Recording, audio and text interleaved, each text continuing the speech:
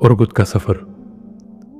دن کے تقریباً 11 بجے مولانا عبداللہ گشتوان کے حضرت گل بابا اور مسجد امام بخاری کے خدائے بردہ کے ہمراہ فقیر ارگد کے سفر پر روانہ ہوا۔ یہ سمرقند سے 40 کلومیٹر پہاڑ کی وادی میں واقع ایک شہر ہے۔ اس شہر میں لوہے کا کام بہت زیادہ ہوتا ہے۔ یہ علاقہ اپنی سرسبزی اور شادابی میں اپنی مثال آپ ہے۔ اندازاً 12 بجے بستی کنگلک پہنچے، جو بالکل دامانی کوہ میں واقع ہے۔ جس گھر میں قیام کیا اس میں شیشے کا ایک بالا خانہ بنا ہوا تھا، جس سے چاروں طرف کا منظر نظر آتا تھا۔ اس میں فقیر کو ٹھہرایا گیا۔ جدھر نظر پڑتی ادھر ہی سبزہ اور پھول۔ قریب پہاڑیوں پر سفید سفید برف نظر آتی۔ گلاب کے پھول اتنے بڑے کہ جیسے بڑا پیالہ ہوتا ہے۔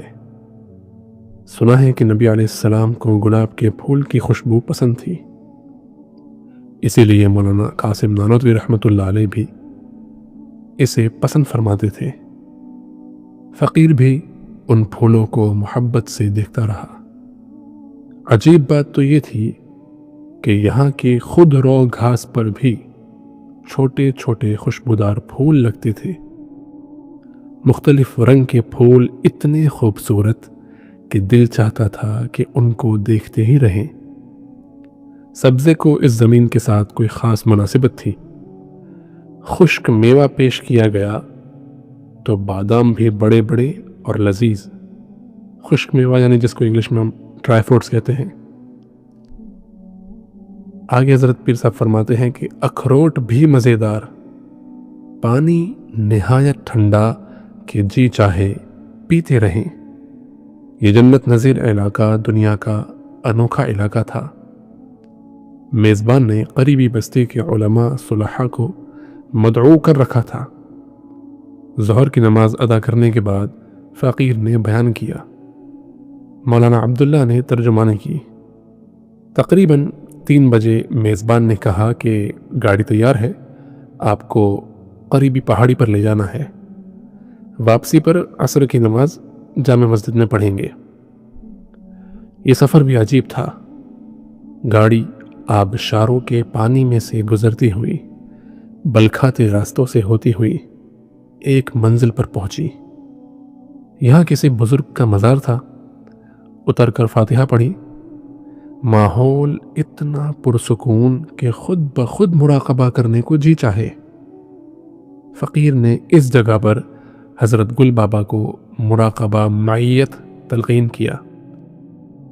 یہ نقشبندی سلسلے کا ایک سبق ہے جس کے بارے میں حضرت پیر صاحب نے یہاں پر لکھا ہے۔ آگے حضرت فرماتے ہیں کہ مشاربات کے اسباق انہوں نے پہلے کسی شیخ سے طے کیے ہوئے تھے۔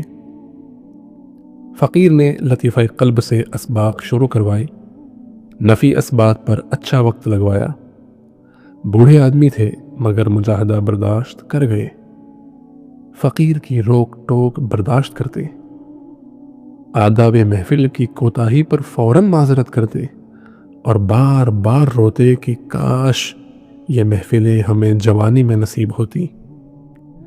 ایک مرتبہ فقیر کسی بات پر غصے ہوا تو آگے بڑھ کر گلے لگ گئے، بار بار رخسار اور پیشانی کو چومتے، مناتے اور کہتے کہ زبان نہ سمجھنے کی وجہ سے مجھ سے غلطی سرزد ہوئی۔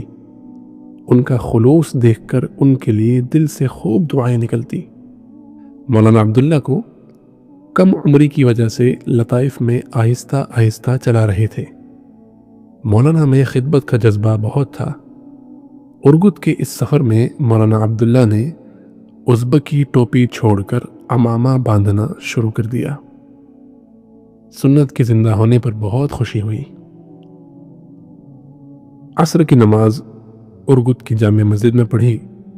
فقیر نے بیان کیا اور مولانا نے ترجمانی کی۔ بیان کے بعد امام مسجد نے بیعت کے لیے اپنے آپ کو پیش کیا۔ بس پھر کیا تھا، نمازیوں کی تو لائن ہی لگ گئی۔ عشاء تک یہ سلسلہ چلتا رہا۔ फिर मेज़बान के घर आकर सोए। अगला उन्वान है शहर सब्ज का सफ़र। 2 जून 1992 को शहर सब्ज के सफ़र के लिए रवाना हुए। समरकंद और शहर सब्ज के दरमियान में एक पहाड़ है। अगर सुरंग खोदी जाए तो शायद एक शहर से दूसरे शहर का फासला मिनटों में तय हो जाए, मगर पहाड़ की वजह से अब ये घंटों में तय करना पड़ता है। पहाड़ भी सरसब्ज है और शहर भी इसमें बामुसम्मा है। इतना सब्जा फकीर ने दुनिया में किसी और शहर में नहीं देखा। सड़कों के अंदर से घास उगती दिखाई देती है। बाज जगहों पर कंक्रीट के फर्श होते हैं, उनमें से भी घास अपना सर निकाल लेती। अमीर तैमूर इसी इलाके में पैदा हुआ। पहाड़ी सफर के दौरान बलखाते रास्ते, सरसब्ज दरख्त, सरसब्ज पहाड़, मौसम इंतहाई खुशगवार, लोग इंतहाई खूबसूरत, शहर की सड़कें खुली खुली, दोनों तरफ बागात देखकर दिल को फरहत मिलती रही। दौरान सफ़र टैक्सी ड्राइवर से मौलाना अब्दुल्ला की बातचीत होती रही। जब शहर में पहुंचे तो ड्राइवर ने पूछा कि इस शहर में आपका कोई वाकिफ़ है? हमने कहा नहीं। पूछने लगा क्यों आए हो? हमने कहा मशाइख के मज़ारात पर इसाले सवाब करने के लिए। कहने लगा फिर आप पहले मेरे घर चलें, दोपहर का खाना खाएं, बाद में जहां आप कहेंगे वही छोड़ाऊंगा। चुनांचे दोपहर का क़याम उसके घर पर रहा। असर की नमाज करीबी मस्जिद में पढ़ी। बयान के बाद इमाम समेत कई नमाजी सिलसिले में दाखिल हुए। कई लोगों ने खाने की दावत दी। हमने बताया कि फ़लाँ शख्स हमारा मेज़बान है। लोग उससे इजाज़त मांगने के लिए मिन्नत समाजत करने लगे। ड्राइवर की बीवी ने कहा कि हमें क्या पता कि इतने मुअज़्ज़ज़ मेहमान हैं जिनको घर ले जाने के लिए इतने लोग तड़प रहे हैं।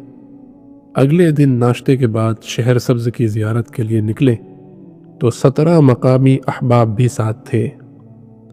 मैं अकेला ही चला था जानिबे मंजिल, मगर लोग साथ आते गए और कारवां बनता गया।